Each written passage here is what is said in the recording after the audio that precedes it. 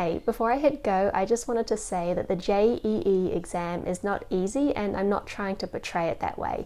It is in fact a very difficult exam.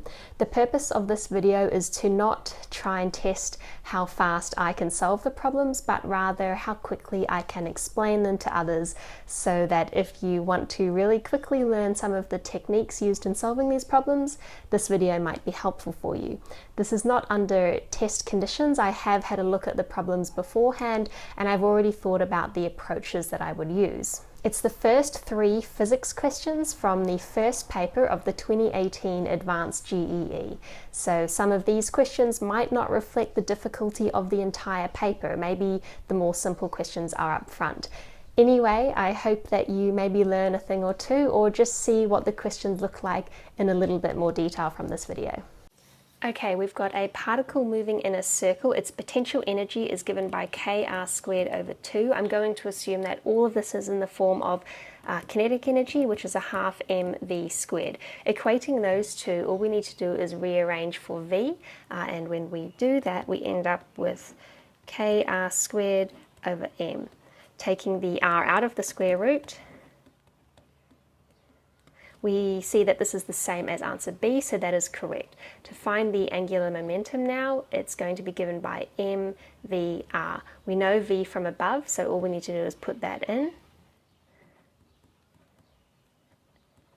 Now, if we want to take m inside of the square root, we can do that, and it actually works out to be equal to what we see in part C, so that is now another correct answer.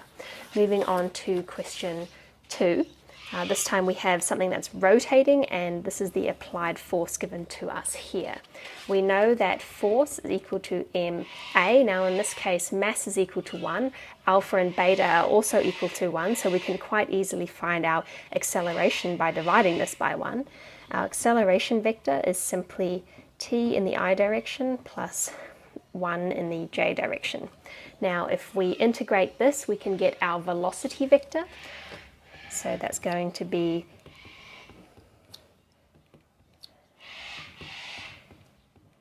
and if we integrate that again, we can get our displacement vector.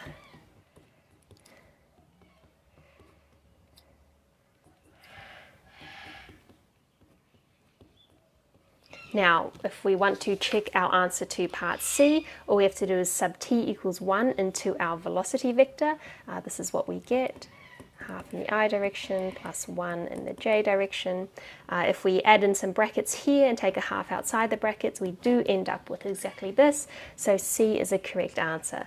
To test part D, we need to sub t equals 1 into our displacement vector. Similarly, we get 1 over 6 plus a half. Now we want to take the magnitude this time, so this is going to be this way. And when we do that, we get square root of 10 over 4. That is not equal to 1 over 6, so D is not one of our answers.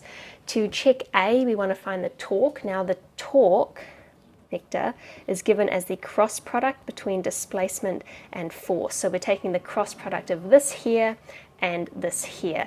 Now when we do that, what we end up with is going to be t cubed over 6 in the k direction minus t cubed over 2 in the k direction as well. Now that comes out to be minus a third in the k direction, and that answers part B. The minus sign here tells us that it's in the opposite direction to k, so B is going to be no. And if we took the magnitude of this, it would be 1/3 units of torque, so that's correct as well. Moving on to question 3, this is about capillary action. So if we dip a thin tube into, say, some water, the water is going to rise up the tube thanks to surface tension. Now surface tension is a force that's acting tangent to the curve of the liquid, that's at an angle theta, and we're going to denote it by sigma. Now to find the total upwards force, it's going to be the vertical component of the surface tension, which is going to be sigma cosine theta, times the circumference of the tube, which is going to be 2 pi r. Now the total downwards force is going to be mg, where our mass is given by the volume of the risen fluid, which is actually going to be pi r squared times the height it gets to. That's going to be times the density times the effective acceleration here, it's gravity. So when we equate the forces up and the forces down, here's what we get.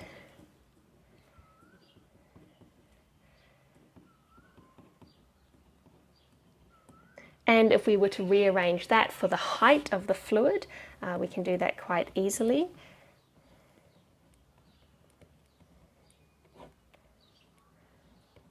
Now let's answer the questions using this formula here. For a given material, that means that theta is constant.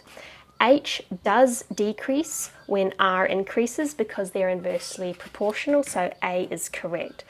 For a given material, H is dependent on sigma, so B is wrong, so they were independent. If you are meddling with the acceleration, this is the effective acceleration here that can change. If that goes up, H will go down, so C is correct. And H is not proportional to theta, rather it's proportional to cosine of theta, so D is going to be incorrect too. Hope you enjoyed those questions, and thanks for watching.